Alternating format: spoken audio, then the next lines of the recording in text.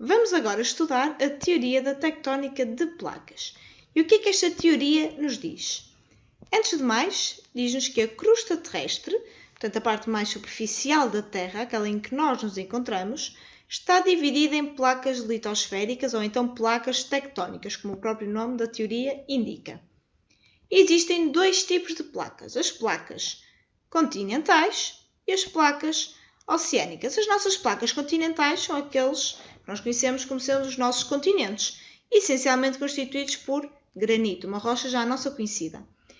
E as placas oceânicas são aquelas que constituem basicamente o fundo dos oceanos e são constituídas essencialmente por basalto. Estas placas vão movimentar-se umas relativamente às outras.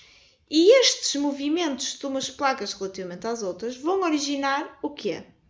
Diferentes tipos de limites tectónicos, vão provocar efeitos diferentes. Vamos então agora estudar os diferentes limites tectónicos que existem. E existem três. Comecemos pelos limites divergentes. Temos aqui representado um limite divergente. Como o próprio nome indica, algo que diverge é algo que se está a afastar.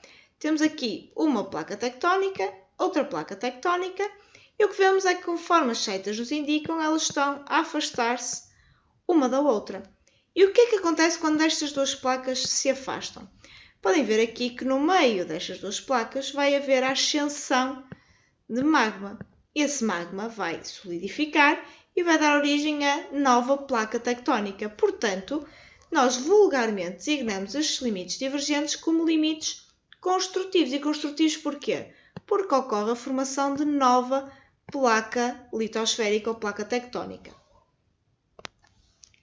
Relativamente aos limites convergentes, aquilo que acontece é exatamente o contrário dos nossos limites divergentes. Em vez de termos duas placas a afastarem-se, vamos ter duas placas a chocarem uma com a outra. Vemos aqui representada uma placa oceânica e aqui uma placa continental. E o que é que nós vemos? Que a nossa placa oceânica está a mergulhar por baixo da nossa placa continental. E porquê? Porque a nossa placa oceânica é constituída por basalto, uma rocha mais densa do que o granito. Assim, vai ser a placa oceânica que vai mergulhar. E ao mergulhar por baixo da placa continental, vai acontecer o quê? A temperatura e a pressão vão aumentar. Portanto, vai haver a fusão das rochas que constituem a nossa placa oceânica. Vai-se formar magma.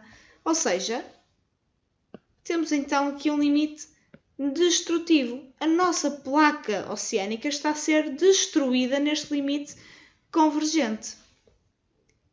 E por fim, temos o terceiro limite, os limites transformantes. E o que é que acontece no limite transformante?